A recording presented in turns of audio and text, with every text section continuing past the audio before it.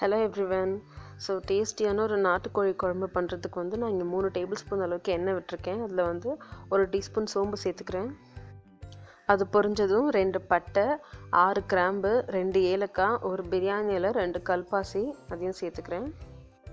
இந்த கரம் மசாலாலாம் நல்லா வெடித்து பெருசாகி வாசனை வந்ததுக்கப்புறமா 2 பச்சை மிளகாய், 1 கொத்து கருவேப்பிலை, 4 வெங்காயம் பொடியாக நறுக்குனதை சேர்த்துக்கலாம். வெங்காயம் செய்த அப்புறமா அது வதங்குறதுக்கு குழம்புக்கு தேவையான அளவுக்கு கல்லுப்பு சேர்த்துக்கலாம்.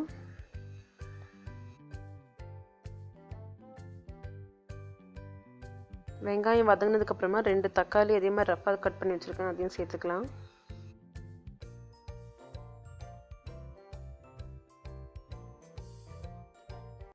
அது கூடவே 1 டேபிள் ஸ்பூன் அளவுக்கு இஞ்சி பூண்டு பேஸ்ட்,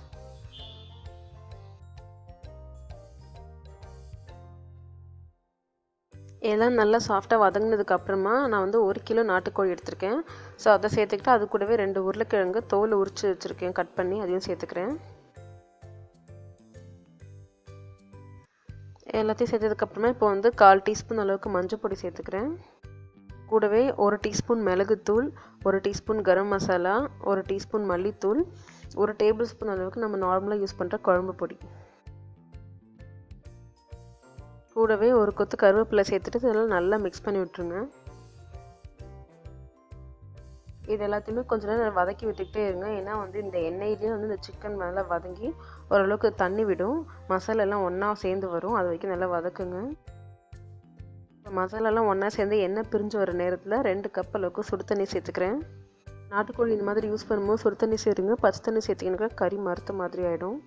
சுடு தண்ணி சேர்த்த உடனே ஒரு 1 நிமிஷம் கொதிக்க விட்டு உடனே வந்து அப்படியே ஒரு ப்ரெஷர் குக்கருக்கு மாற்றிடுங்க. மாற்றிட்டு ஒரு 5 விசில் வச்சு எடுங்க.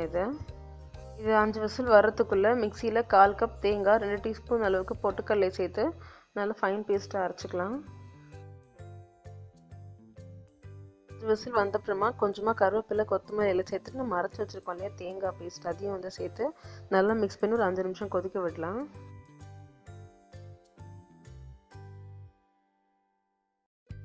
ஸோ 5 நிமிஷம் கொதிச்சதுக்கப்புறமா கடைசியாக வந்து கொஞ்சமாக ஒரு பாதி எலுமிச்சம்பழம் எடுத்து அதை வந்து அப்படியே இந்த குழம்புல புழிஞ்சு விட்டுருங்க.